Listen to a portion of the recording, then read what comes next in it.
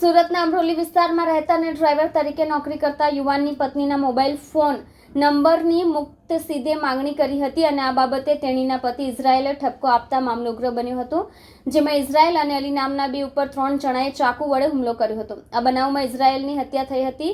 પોલીસે હત્યા કરનાર 3ની ધરપકડ કરી છે।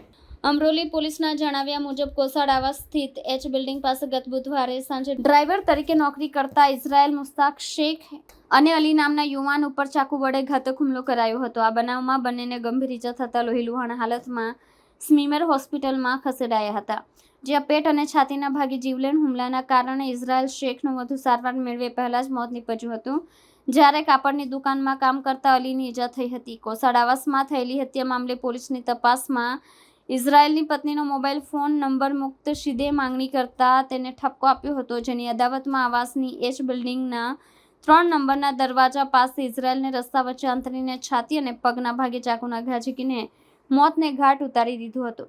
આ બનાવમાં ઇઝરાયેલના ભાણેજ અલીને પણ ઈજા પહોંચી હતી। હત્યાના બનાવમાં મૃતકના ભાણેજ સમીર નાસિર શેખની ફરિયાદ નોંધીને તપાસ હાથ ધરીને મુક્તસીદ ઉર્ફે મુકોર રફીક પટેલ, સાહિલ ઇકબાલ મલેક અને ફારૂકની ધરપકડ કરી છે।